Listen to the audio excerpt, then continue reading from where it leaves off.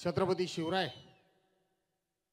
हिंदू हृदय सम्राट, शिवसेना प्रमुख माननीय बाळासाहेब ठाकरे, आपल्या राज्यघटनेचे शिल्पकार भारतरत्न डॉक्टर बाबासाहेब आंबेडकर यांना अभिवादन करतो। आपल्या पक्षाचे पक्षप्रमुख आणि महाराष्ट्र राज्याचे माजी मुख्यमंत्री आदरणीय उद्धवसाहेब ठाकरे, सौभाग्यवती रश्मीवहिनी ठाकरे, आपल्या सर्वांचे लोकप्रिय खासदार आणि आपल्या सर्वांना आपला घराघरातला मित्र वाटावा अशा पद्धतीचे शिवसेनेचे नेते विनायकजी राऊत आणि आपल्या सर्वांचा अतिशय जवळचा मित्र म्हणजे तरुणांचे तर गळ्यातला ताईत म्हणायला लागेल आणि ज्याचं आता मालवणच्या किल्ल्यावर उद्धव साहेबांनी जाहीरपणे कौतुक केलं तो विधिमंडळातील माझा लढवय्या सहकारी आमदार वैभव नाईक,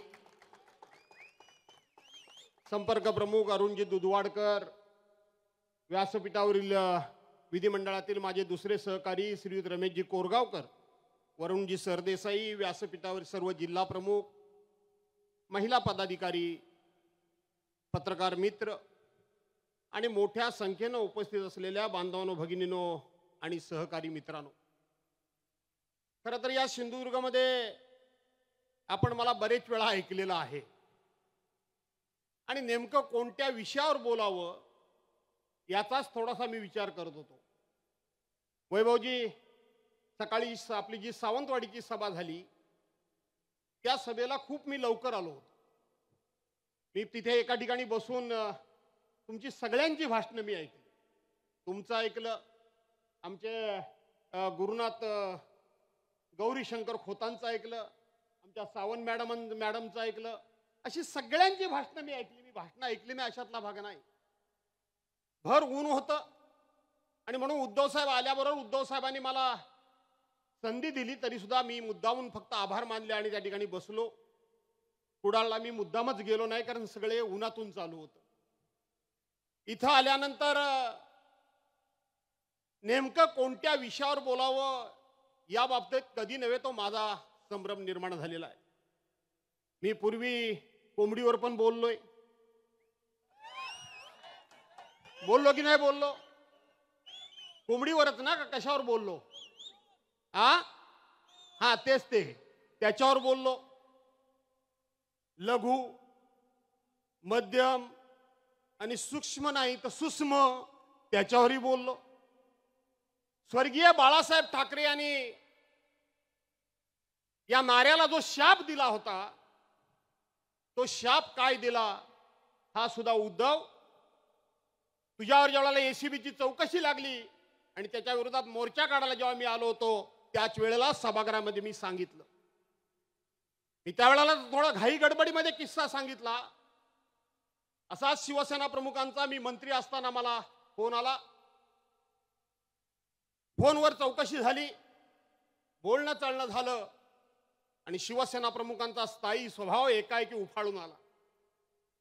शाळेमध्ये गाळांतर भरायची तुम्हाला सवय असेलच आणि साहेब बोलता बोलता फटकन बोलून गेले, अरे भास्कर, ह्या टिंब ते मधलं गाळांतर तुम्ही भरा, नाऱ्यावर मी काय रे अन्याय केला?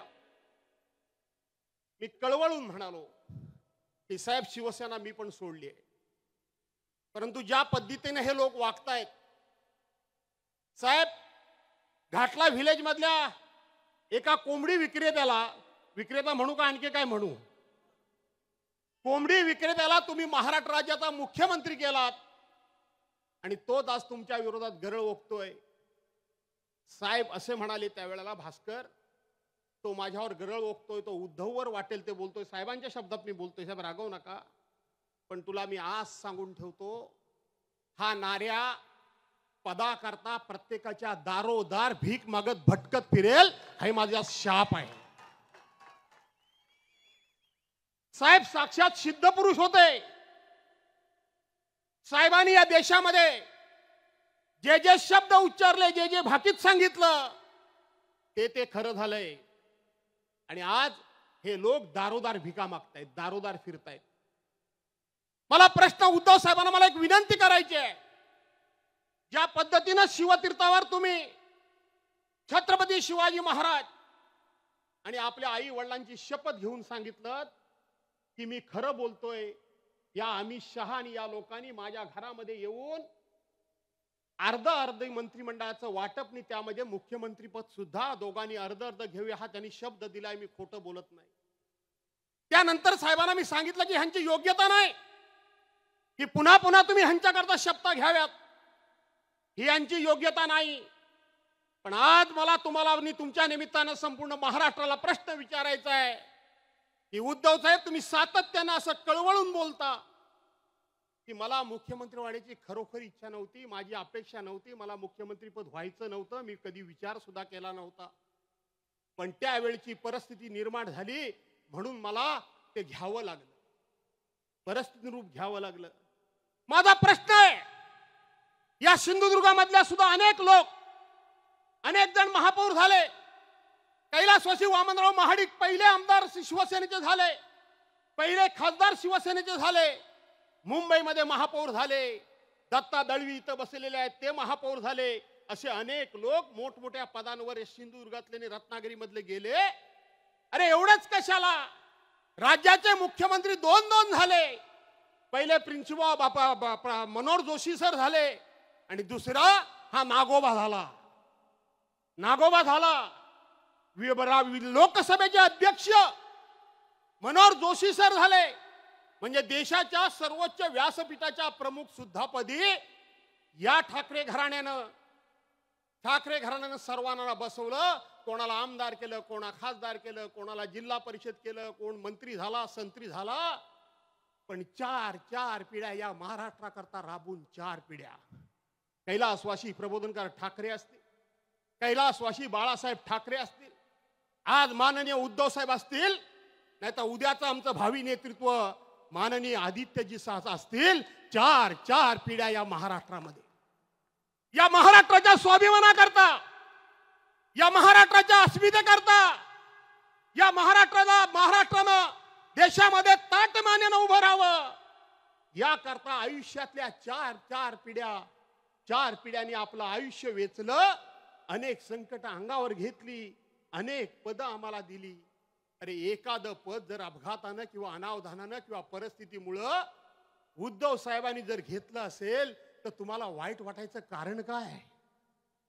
ही महाराष्ट्राची संस्कृती आहे, हे कोकणाचे संस्कार आहेत. अरे उन्हातानातून जर आम्ही प्रवास केला आणि जर एखाद्या वेळेला आपल्याला ऊन लागलं, धाप लागली, दम लागला, तर थोडस एखादं जर झाड दिसलं तर आपण त्या झाडाच्या सावलीखाली बसतो आणि पुन्हा कधीतरी त्या रस्त्याने जायची वेळ आली तर गेल्याबरोबर आठवण करतो की त्या दिवशी घामाघूम झालो होतो, सावली करता या झाडाच्या खाली मी बसलो, या झाडानं मला सावली दिली, या झाडानं त्यावेळेला माझ्या डोक्यावर छत्रछाया धरली. त्याच ठाकरे घराण्यानं 4 पिढ्या अनेकांना अनेक पद दिली. कुठलंही पद आपण स्वतः घेतलं नाही. आणि एक वेळ मुख्यमंत्री झाले उद्धव साहेब, तुमच्या काय पोटात नुसता जो काय मुरटा पडला, जी काय कळ उडली, सकाळ संध्याकाळ टीका करतायत, आरोप करतायत. आरोप करून थांबले नाहीत, विश्वासघात करून त्या उद्धव साहेबांना गादीवरून त्यांनी खाली ओढलेला आहे. उद्धव साहेब शांतपणे सगळं बघतायत. दिवस रात्र असते महाराष्ट्रामध्ये फिरतायत. परवांच्या दिवशी रायगडमध्ये 2 दिवस त्यांनी 6 सभा केल्या आणि आता आपल्या सिंधुदुर्ग रत्नागिरी लोकसभा मतदारसंघात पुन्हा 6-7 सभा होणार आहेत. इतकं ह्या उन्हातून ते वडवण फिरतायत. याचं कारण आपण सर्वांनी समजून घेतलं पाहिजे. प्रेमापोटी कोण जर म्हणाला उद्धव साहेबांना की पुन्हा उद्धव साहेब मुख्यमंत्री झाले पाहिजेत, तर उद्धव साहेब त्याला हाताने हे करतात, थांबवतात. कारण त्यांचं आजही मत आहे की मला शिवसेनेचा शिवसैनिक मुख्यमंत्री करायचा आहे, स्वतःचा स्वार्थ नाही. त्यांना स्वतःचा स्वार्थ नाही. पण आम्ही जनतेने ठरवलंय ना की ज्या अपमानास्पदरित्या तुम्हाला त्या महाराष्ट्राच्या सर्वोच्च पदावर जरी खाली ओढलंय, राजगादीवरनं खाली ओढलंय, आम्ही महाराष्ट्रातले सगळे लोक आणि त्याच्यामध्ये आमचा कोकण मागे अजिबात राहणार नाही. तुम्हाला सन्मानानं पुन्हा त्या स्थानावर बसवल्याशिवाय आम्ही स्वस्थ बसणार नाही, हा निश्चय आणि निर्धार आम्ही सर्वांनी केलेला आहे. आणि म्हणून ही जबाबदारी आपल्या सर्वांची आहे. ही जबाबदारी आपल्या सर्वांची आहे. आपण ही सर्वांनी जबाबदारी पार पाडली पाहिजे. आणि आपणही विचारलं पाहिजे की ज्या घराण्यानं एवढी सगळी पदं जगाच्या पाठीवर, मला वाटत नाही कुठलं असं घराणं असेल की एवढी सगळी पदं झिरकारून टाकून, नाकारून टाकून ती आमच्यासारख्या कार्यकर्त्यांना द्यायची आणि अपघाताने एखादं पद घ्यायची वेळ आली तर आम्ही असा विश्वासघात करायचा. हे आपले संस्कार आहेत, ही आपली संस्कृती आहे, ही आपल्या कोकणाची परंपरा आहे. ही आपल्या कोकणाची परंपरा नाही. आणि म्हणून बांधवानो, भगिनीनो, हाच निर्धार, हा निश्चय आपण सर्वांनी करावा, अशा प्रकारची मी आपल्या सर्वांना विनंती करतो. काय चाललंय का या महाराष्ट्रामध्ये? हे नाऱ्याचे दोन चंगू मंगूत ना, चंगू मंगू, तो एक तो नेपाळी वॉचमनच्या पोरासारखा दिसतो. तो कोणतो नेपाळी वॉचमनच्या पोरग्यासारखा. तुमच्याकडं आंबेकाडाला नेपाळी मला वाटतं भरपूर आहेत ना, आमच्याकडे रत्नागिरीत पण आहेत नेपाळी. आणि म्हणतो नेपाळी वॉचमन सारखा पोर. अरे सकाळ संध्याकाळ तिच्या आईला टीव्ही नुसता चालू रे केला की हा थोबडा घाणेरडा साला समोर. सकाळ संध्याकाळ अशी अंगाची तळपायची आग होते. दुसरं ते एक चर्शी. आणि सध्या बाकी शेतकरी जरी मरत असतील उपाशी, त्यांचं काय पीक नाही आलं तरी नेत्याच्या डोक्यावर मात्र सध्या पीक भारी आलंय. बघितलं की नाही, नवीन पीक आलंय सारखं. ते असं असं असं असं सावरायलाच लागतं सारखं पीक. आणि म्हणून ते पीक आलंय. ते नेते, हे नेत्यांनी ही दोन चंगू मंगू. मला कळत नाही, शिवसेना मी सुद्धा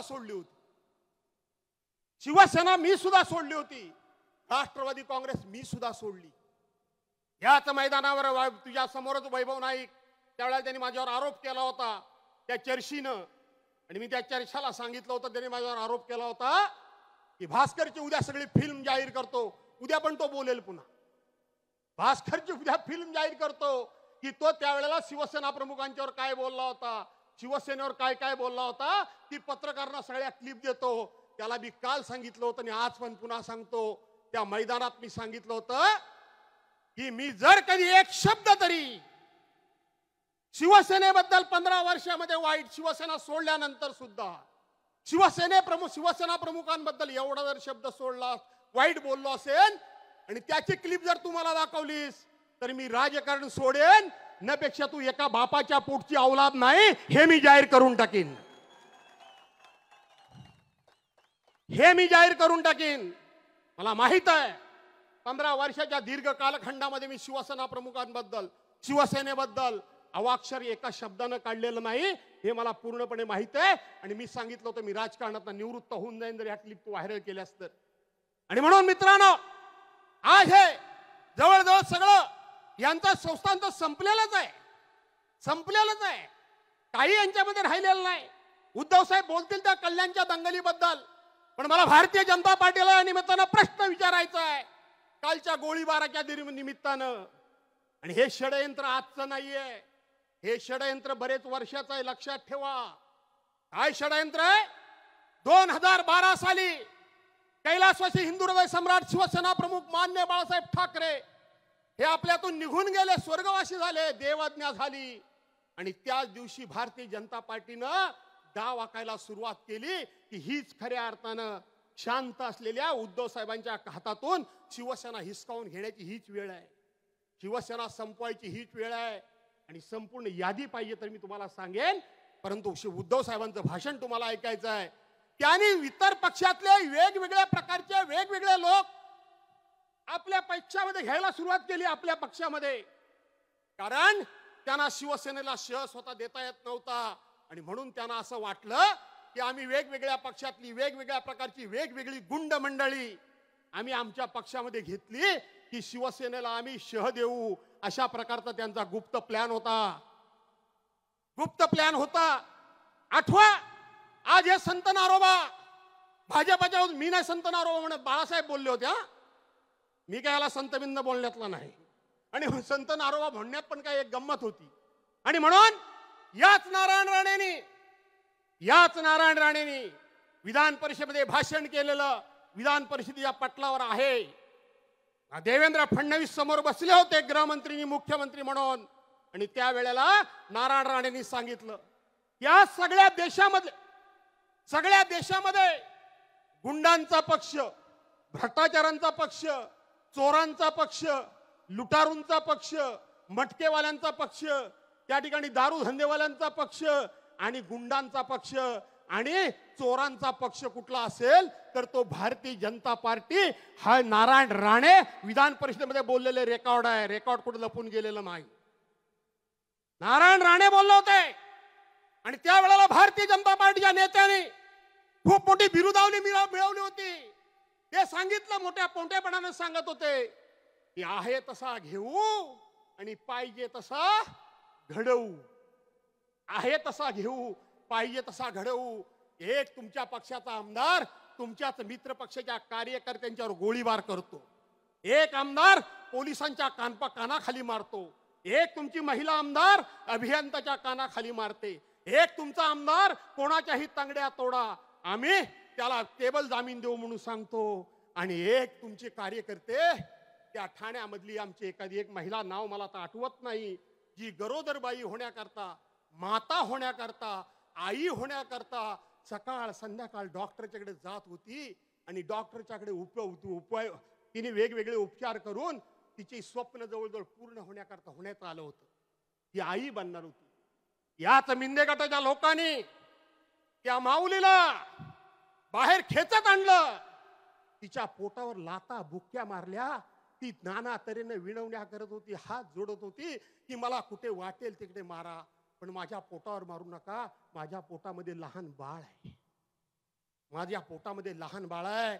माझ्या महिला भगिनींना माझी विनंती आहे की अशा प्रकारची टाहो फोडणारी, आपल्याला उद्या मूल होणार आहे अशा प्रकारचं स्वप्न बघणारी एका महिलेला या मिंदे गटाच्या लोकांनी, त्याच्या कार्यकर्त्यांनी तिच्या पोटामध्ये लाता घालून ती आता कधीच आई बनणार नाही अशा प्रकारे एक प्रकारचं तिच्या बाळच पोटामध्ये मारून टाकलं. अशी नालायक माणसं सत्तेवर ठेवायची आपण?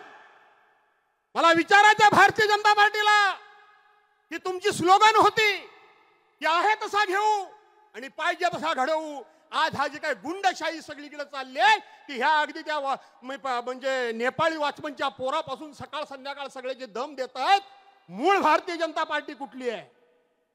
मूळ भारतीय जनता पार्टी ही गुंडांची पार्टी आहे का खऱ्या अर्थानं एकेकाळी 50 वर्षे ज्यांनी एक ना एक दिवस आमचा दिवस उजाडेल या करता दिवस रात्र तत्वा करता ध्येया करता उद्दिष्टा करता आणि निष्ठे करता आयुष्यभर सतरंजा उचलल्या त्या प्रामाणिक कार्यकर्त्यांची पार्टी आहे. हे एकदा सिद्ध करा, हे एकदा जाहीर करा की तुम्ही हे लोक घडवलेत हे मूळचेच गुंड होते की तुमच्या पक्षात आल्यामुळे गुंड झाले. त्यामुळे तुमच्या पक्षाच्या खुलेआमपणे आमदारांना गोळीबार केला. कुठे केला गोळीबार? भर पोलीस स्टेशन मध्ये. आणि म्हणून हा चितला हा नेपाळी काय तो आहे तो पोर सोलापूरमध्ये बोलला होता की काय वाटेल ते करा आणि सागर बंगला म्हणजे देवेंद्र फडणवीसांचा बंगला, त्या बंगल्यावर फोन करा, सगळं काय अलबेल होईल. त्याचं आणि ह्याचं काही कनेक्शन तर नाही ना? त्याचं आणि ह्याचं कनेक्शन तर नाही ना ह्या गोळीबाराचं? हे सुद्धा तपासला पाहिजे. जशा पद्धतीनं उद्धव साहेब तुम्ही म्हणता की मुख्यमंत्र्यांच्यावर आरोप केले पाहिजे, तेही चौकशी झाली पाहिजे, तशाच पद्धतीने हेही कनेक्शनची चौकशी झाली पाहिजे असं माझं स्वतःचं मत आहे. आणि म्हणून मित्रांनो, आपल्याला उद्धव साहेबांचं भाषण ऐकायचं आहे, पण दोघांबद्दलच फक्त बोलतो. हा आमचा वैभव. मगाशी उद्धव साहेबांनी खुलेआमपणे छत्रपती शिवाजी महाराजांच्या सिंधुदुर्ग किल्ल्यासमोर मावळतीच्या सूर्यासमोर खांद्यावर हात ठेवला आणि सांगितलं की हा माझा लाडका वैभव. अशा प्रकारचं त्याचं कौतुक केलं. का केलं? तर त्याने छत्रपतींचं मंदिर आहे सिंधुदुर्ग किल्ल्यावर, त्याचं उत्तम प्रकारचं सिंहासन बांधकाम केलं. याचा अर्थ सिंहासन, याचा अर्थ बैठक. महाराष्ट्रामध्ये 20 जून 2022 ज्या घटना घडल्या त्या घटनेमध्ये सगळे निघून गेले, पण आम्ही 10-15 जण आहोत. या 10-15 जणांमध्ये या उद्धव साहेबांना कदाचित कल्पना नसेल, पुऱ्या कोकणातल्या सगळ्या आमदारांचं तुमच्याच कारकिर्दीमध्ये मंजूर झालेल्या कामाची सगळ्यांचं त्या ठिकाणी स्टे उठवला गेला. फक्त आम्ही दोघेच राहिलो. एक माझा एक माझा वैभव आणि दुसरा मी. आम्ही दोघांनी ठरवलं काय वाटेल ते होईल, 4 कामं कमी होतील, जाऊ जनतेच्या दरबारामध्ये आणि जनतेच्या दरबारामध्ये कैफियत मांडू की आम्ही काम प्रामाणिकपणे करत आहोत. पण ह्या बिंद्यांच्या सरकारने जाणीवपूर्वक आमची कामं रोखलेली आहेत, पण ह्यांच्या समोर गुडघे टेकायचे नाहीत. हा जेव्हा विचार मी मांडला त्यावेळेला मला ताटपणे साथ जर कुणी दिली असेल तर ती माझ्या वैभवनी दिली, वैभवनी दिली. आणि म्हणून या वैभवला सांभाळण्याचं काम तुमचं आहे. उद्धव साहेबांच्या तो मागे उभा राहिला, तुम्ही त्याच्या मागे उभे राहणार का नाही राहणार? का कोणतरी त्याच्या का त्या वैभवच्या विरोधात मी ऐकलं, तिथे मी थांबलो होतो, कोणतरी म्हणले चेरशी उभा राहणार आहे. माहिती आहे का नाही चेरशी? तो चेरशा उभा राहणार आहे म्हणले. उद्धव वैभव भाषण आता बंदच करतो. आणि वैभव मी तुला सांगतो, मी सकाळपासून हा सगळा कानोसा आजूबाजूला घेतला माझ्या सवयीप्रमाणे. काही चिंता करण्याची कारण नाही, कारण शेवटी हा जिल्हा कोणाचा आहे? नाथपाईंचा जिल्हा आहे, मधु दंडवतेंचा जिल्हा आहे, शिवरामराजे भोसलेंचा जिल्हा आहे, हा जिल्हा वामनराव म्हाडकांचा आहे. अशा अनेक उच्च विद्यापीठित लोकांचा हा जिल्हा आहे. त्या जिल्ह्यामध्ये या चर्चांना थारा या जिल्ह्यातली जनता देणार नाही, देणार नाही. तुमच्या प्रामाणिकपणाला देतील. आणि दुसरे बघा हाताचे घडी घालून कसे बसलेत नम्रते उद्धव साहेबांच्या कडेला. खासदार ह्यांना कोण खासदार म्हणेल काय? कोण म्हणेल? शिवसेनेचा नेता कोण म्हणेल? कोणाचं बारसं असू द्या विनायक राऊत पोचले, कोणाचं लग्न असू द्या विनायक राऊत पोचले, कोणाचं मैत असू द्या विनायक राऊत पोचले, कोणाचं कार्य असू द्या विनायक राऊत पोचले, कोणाच्यावर अन्याय होऊ द्या विनायक राऊत पोचले, नाही तर कुठं भजन असू द्या विनायक राऊत टाळ वाजवायला आणि नाल वाजवायला पोहोचले. कोण हल्लीच्या जगामध्ये एवढा सर्वसामान्य लोकप्रतिनिधी कुठे मिळतोय तुम्हाला? सर्वसामान्य माणसाच्या सुखादुःखामध्ये, आनंदामध्ये, घरगुती कार्यक्रमामध्ये सामील होणारा. त्यापेक्षा मी खासदार आहे म्हणून माझी असला तरी मिरवतात काय काय ना, माझी बरोबर आहे का नाही? का पाजी किती मिरवतात? ते मिरवतात. हा विनायक राऊत मिरवतायत काय? विनायक राऊत मिरवत नाहीत. तर तो सामान्यातला सामान्य कार्यकर्ता म्हणून तुमच्या समोर वावरतोय. आणि म्हणून अशा एका खासदारला आणि अशा एका आमदारला पुन्हा एकदा विधानसभेमध्ये आणि लोकसभेमध्ये पाठवा. अशा प्रकारचा एक छोटा कार्यकर्ता त्या चिपळूणमध्ये तुम्हाला विनंती करायला आलो. एवढी हजारोंची संख्या उदा आपल्या वैभव, मी तुला धन्यवाद देतो की जनतेमध्ये तुझ्याबद्दल किती प्रेम आणि किती आपुलकी आहे. ही आपुलकी मतामध्ये परावर्तित करा आणि ज्यांनी ज्यांनी उद्धव साहेबांना धोका दिलाय त्या सर्वांना मातीमोल करा. अशा प्रकारचा आग्रह आणि विनंती करतो आणि आपल्या सर्वांची रजा घेतो. जय हिंद, जय महाराष्ट्र. लोकशाही मराठी ऐका, पहा, जागरूक रहा.